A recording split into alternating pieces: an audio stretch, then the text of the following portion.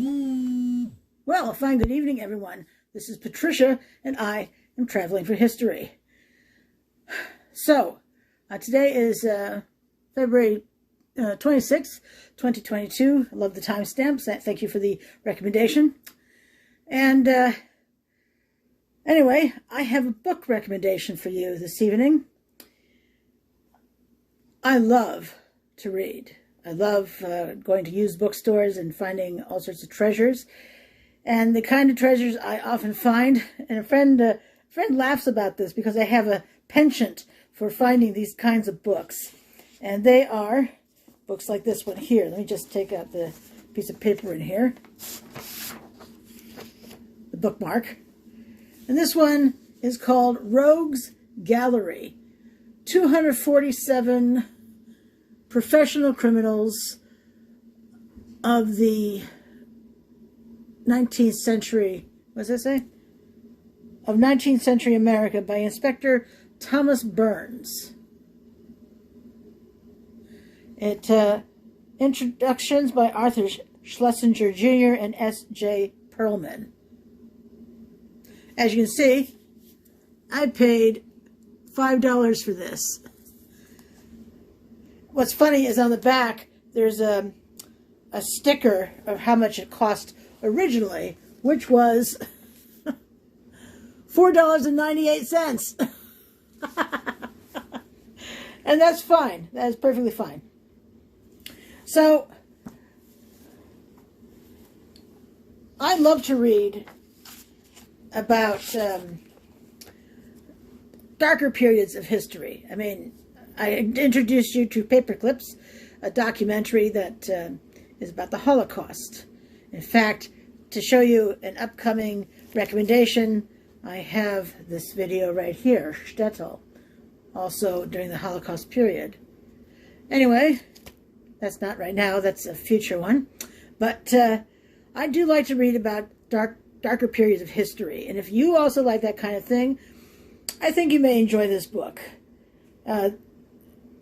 These are not murders or murderers here. These are con men, safecrackers, pickpockets, crimes nonetheless, no doubt, but not as horrible as taking someone's life and other bodily injury types of people. So let me read you the flaps, which is where you find stuff like this on a hardcover as opposed to the back of a softcover book. I'm just going to adjust my light a bit, so watch out for your eyeballs. And I also need to take off my eyeglasses in order to read this to you because I can't really see it. Well, maybe I can see it. All right, I can see this. Quote, "Crooks have always been American culture heroes, satisfying our fantasy lusts and aggressions, from the sinewy frontier gunslingers dispensing quick-draw justice to the suave, silk-suited crime czars ruling empires on both sides of the law. This weighty volume is a rogues gallery of some 400 scoundrels of both sexes, a profile in pictures, descriptions, and anecdotes of the turn-of-the-century American underworld whiz mobs, sawdust gangs, pennyweights, window smashers, skin gamblers, bank sneaks, safecrackers, horse traders, even quote-unquote adventurers and adventuresses. Its author, Thomas Burns, was a legendary lawman, a walrus-mustached Irish immigrant who, as chief of New York's detectives in the late 1800s, maintained such tight communications in the underworld that he could get stolen articles returned on request to their imploring owners. When a pickpocket lifted crusading journalist Lincoln Steffens' paycheck, Burns assured Steffens he would have it back on Monday. Steffens got the envelope back, contents intact. He later declared, quote, "The detective's trade consists not in pursuing, but in forming friendships with criminals," unquote. Getting to know the opposition has its points, and Burns, whose genteel police blotter brogue vies with florid attempts at Victorian prose, sometimes hilariously, writes about some wonderful characters. A long introduction by Arthur M. Schlesinger, Jr., there's also a shorter one by S.J. Perlman, attempts to distill a sociological elixir from this unique study. Crime as a social escalator, like sports or entertainment, to immigrants who found doors to advancement closed. Crime's relevance to the decline of individual enterprise and the rise of corporate effort. The relationship of crime and politics and such phenomena as the quote-unquote mutual defense pacts struck between the bosses and the kingpins. But the book's real charm is elsewhere, in the convoluted tales of how such worthies as Alec the Milkman, Piano Charlie, Grand Central Pete, Old Mother Hubbard, the Peoria Kid, or Funeral Wells went wrong. Long John Garvey, for example, who specialized in robbing newlyweds, a clever lad, Byrne implies, met his end trying a job while drunk and fell through a roofless new house into the cellar. One can almost hear W.C. Fields speaking some of the book's lines. Quote, "As a flower girl, Annie Downey started out in life, and the acquaintances which she formed while peddling bouquets along the Bowery doubtless led to her ruin." Unquote. Burns's didactic tone exudes pure scorn as he describes his sneak thief. Quote, "When the unsuspecting prey, fatigued by travel, gives proof of his unconsciousness by deep, stertorous breathing, the hotel thief steals quietly of the assiduous Burns, who perfected the quote-unquote third degree to a point where he would create wax models of murder victims complete with bloody wounds to break a suspect down, was his uncommon appreciation of competent criminals. The common thief will, quote, steal anything from a needle to a ship's anchor, unquote, but a good safecracker? Quote, the burglar masters a combination with almost mathematical accuracy and manipulates its complex machinery with the same dexterity and precision that a music teacher touches the keys of a piano. He is trained to detect one false note in a swelling chorus produced by the click of reverberating ratchets with the lock." Unquote. Burns, who died in 1910, gave art its due, but he also used to boast, in the no-nonsense spirit of a pure professional, that he had in his career, quote, obtained more years of convictions against crimes than the detective forces of Scotland Yard, Paris, and New Jersey put together. Nearly 10,000 years, unquote.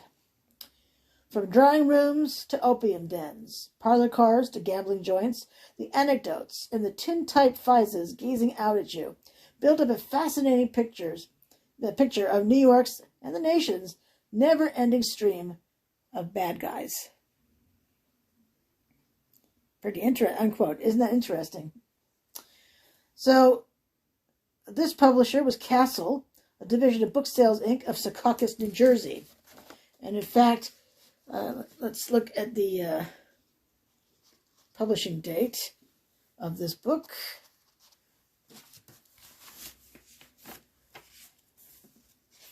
Today would be good, of course. So, 1988 is the copy of the book I'm holding in my hand. It was first published by Chelsea House Publishers, though. Doesn't give a year for that. I'm going to read you the preface. I think you'll enjoy the preface too. I know I had enjoyed. This is a good book. It's a fun read. I will say that this 1988 book has some Browning pages, no doubt, around the edges, but it's still very readable. So the preface, quote, "As crimes against property are of so frequent occurrence in the cities and towns of this country, it was suggested to my mind that the publication of a book describing thieves and their various ways of operating would be a great preventive against further depredations. Aware of the fact that there is nothing that professional criminals fear so much as identification and exposure, it is my belief that if men and women who make a practice of preying upon society were known to others besides detectives and frequenters of the court, a check, if not a complete stop, would be put to their exploits. While the photographs of burglars, forgers, sneak thieves, and robbers of lesser degree are kept in police albums, many offenders are still able to operate successfully. But with their likenesses within reach of all, their vocation would soon become risky and unprofitable. Experience has shown me, during the 23 years of my connection with the police department of the city of New York, and especially the period in which I have been in command of the detective bureau, that bankers, brokers, commercial and businessmen, and the public were strangely ignorant concerning the many and ingenious methods resorted to by rogues in quest of plunder. With the view of thwarting thieves, I have therefore taken this means of circulating their pictures, together with accurate descriptions of them, and interesting information regarding their crimes and methods, gathered from the most reliable sources. Many mysterious thefts are truthfully explained, and the names of the persons credited with committing them are revealed. But as information merely, without corroborative proof, is not evidence. It would be valueless in a legal prosecution. In the following pages will be found a vast collection of facts illustrative of the doings of celebrated robbers, and pains have been taken to secure, regardless of expense, excellent reproductions of their photographs, so that the lawbreakers can be recognized at a glance. By consulting this book, prosecuting officers and other officials will be able to save much time and expense in the identification of criminals who may fall into their hands. In the compilation of this work, information obtained from newspapers and police officials of other cities was of great assistance to me, but all the matter and data were verified before being used. Hoping that this volume will serve as a medium in the prevention and detection of crime, I remain respectfully, Thomas Burns, New York, September 1886. To give you an idea of who's in here, or, well, types of criminals in here, let me see. Contents. The methods of professional criminals of America. So, bank burglars, bank sneak thieves, forgers, hotel and boarding house thieves, sneak and house thieves, store and safe burglars, shoplifters and pickpockets, confidence and banco men, receivers of stolen goods, tricks of sawdust men, frauds and horse sales. You know, it's kind of interesting. I do have actually a story to share with you. That's not part of this book here, but it's only a part of this book in the sense that, just a moment. Alrighty, sorry, it was incoming phone call. But what reminds me of the story is the pickpocket piece. I was in New York City years ago, I mean, a couple of decades easily ago, maybe 30 years ago. And I was walking with some friends on well, every sidewalk is busy there. So I had my hands in my pockets. It's just the way I wanted it to be because I didn't want it to be pickpocketed. And sure enough, as I was walking along, I felt a hand reach into my left pocket. It just slipped in and then slipped back out, sort of slithered out. It was a crazy sensation, a soft, smooth hand. I never would have felt it otherwise if I hadn't had my hand in my pocket. So sneak thieves, yeah. Pickpockets, oh, baby. But I got to keep my wallet because my hand was right there holding on to it. I put a tighter grip on it once I felt the invasion of a hand. Ah, good Lord. So, Rogues Gallery. Whoops. Take out the bookmark there.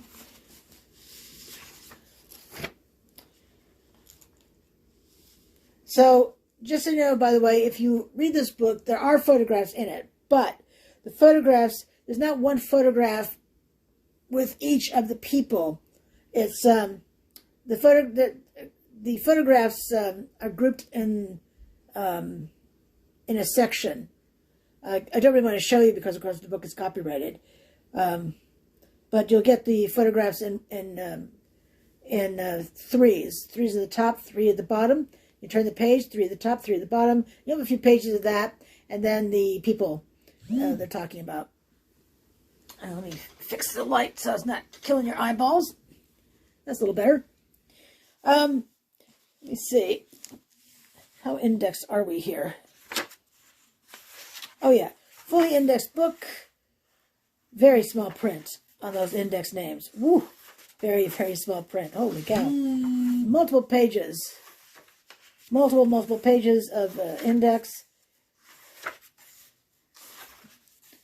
Wasn't even really, yeah, just tons of info.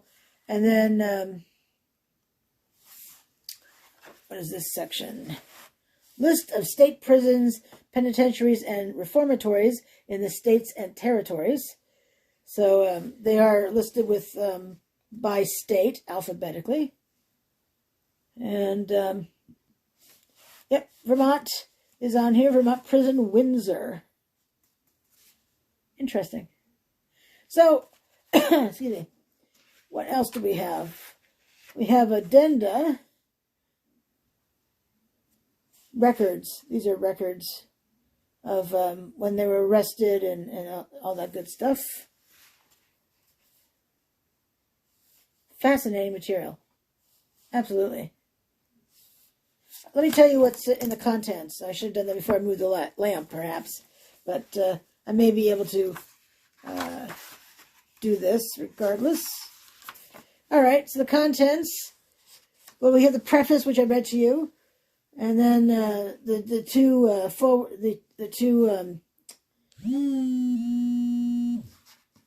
forwards by Schlesinger and Perlman. I told you the list of types of criminals, and then why thieves are photographed, descriptions and records of professional criminals, several notable forgers, international forgers, secret history of the Wilkes, Hamilton, Becker, and Engels gang of forgers, their chief's confession, other noted criminals, bank robberies, miscellaneous robberies, mysterious murders, executions in the town prison, New York City from 1851 to 1886, adventurers and adventuresses, opium habit and its consequences, the prisons, prison commutation laws, fugitives from justice by state. Those states are in alphabetical order, but it's not all the states. And then the list of prisons, penitentiaries, addenda, and index. It's a very, very good book. And I'm really glad that I found this for $5 at a used bookstore. It was worth $5. I've gotten, I haven't read it in quite a long time. But I keep it because first of all, I do keep my books. But I used to sell books online, so I could see how much this is selling for and see if I want to list it. But anyway, Rogues Gallery by Thomas Byrne. What a hoot. So that's the book I wanted to recommend to you. And tomorrow I hope to get back out to record. I took a fall after recording a couple of videos on yesterday's winter snowstorm Oakley. Took a fall, slammed onto my backside, and then slammed my back into the pavement. Ouch! So today I'm just sore and limping. But this book is an awesome read, and I think you'll enjoy it. Alrighty, well, I'm Patricia. This is Patricia, and I am traveling for history. Love if you would subscribe to my channel if you're enjoying the content. And then click on the notifications bell, and before you know it, you'll be notified every single time I upload a brand spanking new video just for you. And yesterday, people got 2 videos. The regular video, which was a cemetery video, and the other, which was the shorts video of the Oakley snowstorm. All right. Well, until I see you tomorrow, you have a great day. Thanks so much for watching. I appreciate it. Bye.